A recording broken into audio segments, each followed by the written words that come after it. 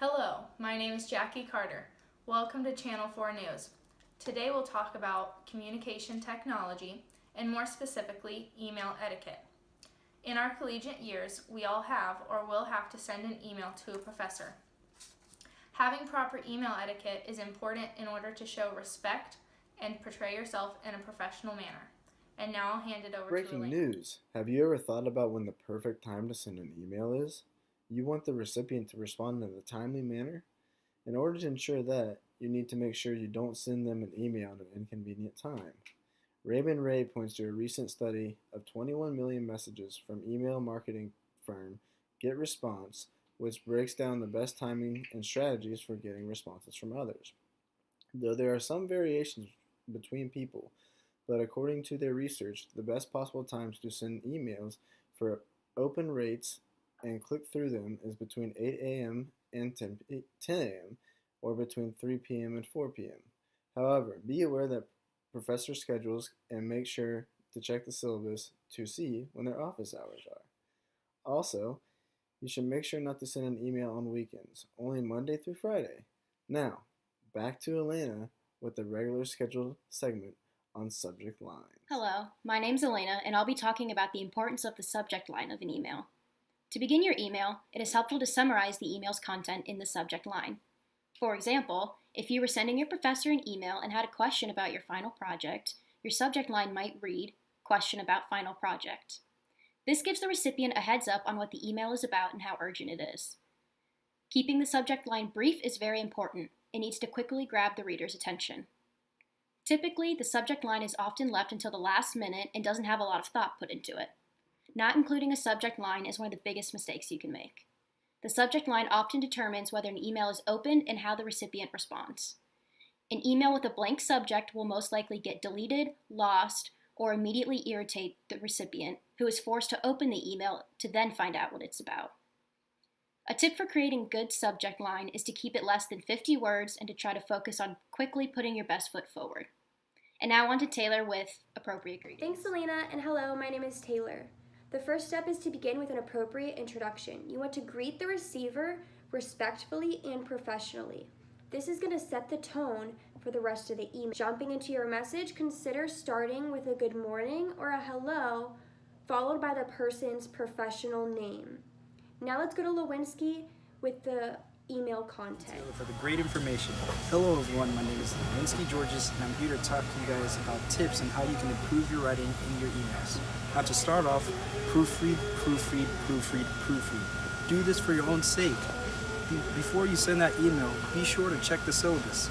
More often than not, the syllabus has all the answers to your worries. And if it doesn't, go ahead and send that email to your professors. And whilst you send that email, be sure to be clear and concise so you don't trick up your professor as well. And make sure your email flows well, almost like a river. That way, when you're writing it, the recipient won't be bored and tired from reading it. The worst thing you can do is to write a terribly constructed essay, or email, essay as well. And remember, the most important part is to be polite and respectful. Your professor, no matter how inhumane you might think they are, they should be treated with great respect because they indeed have the major key to your grade. And with that, I send it off to you. Those were some great tips. Hi everyone, my name is Tanner. When you're sending employment or business related emails, it is important to end your letter in a professional manner, just as you would in a regular business letter. That means including a closing and email signature with your contact information. Some people think they can simply leave a closing out of an email. However, this is extremely unprofessional. Always include a closing. That's true even if you have an email signature. You should always still include a closing. Consider your relationship with the person receiving your email.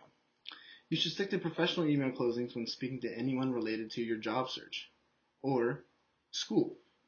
However, if you're close friends with the person, you can consider a semi-professional closing such as cheers or yours truly. If you are in any doubt, always lean towards a more professional ending.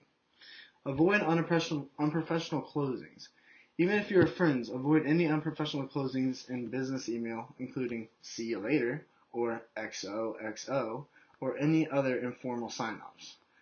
Make sure you also use your full name. Avoid using your first name or nickname unless you are corresponding with a close friend or colleague. Include your full name so as there is no confusion as to who you are, so that when your professor or boss or coworker looks up to see who is sending them an email, they know exactly who you are talking about. Also, you want to have a good closing remark. Use a professional email closing. Unless you are sending an email to a close friend or colleague, in that case, you can consider a semi-professional closing remark. Make sure you also have a digital signature. If you have a digital signature, include it below in the closing remark. Make sure you have a title and your company. Be sure to include your first and last name unless you're emailing with a very close friend. Even then, you might want to use your full name just to avoid any confusion. Also leave your contact information so that they know exactly how to get back to you. Now you want to give a sign-off and your name at the end of the speech or at the end of the email always. Some examples of this would be best regards, best wishes, fond regards, kind regards, regards, sincerely yours, thank you, with appreciation, with gratitude. As long as you do this, your recipient will know you're professional in every manner and that you're doing your job right. Now, let's take it back to Jack. Hello, and welcome back. Having proper email etiquette is extremely important to show respect and be professional. Always remember to properly fill out the subject line with relevant information, greet the receiver of the email appropriately, and then thank them for their time. Thank you for listening to Channel 4 News, and have a great day.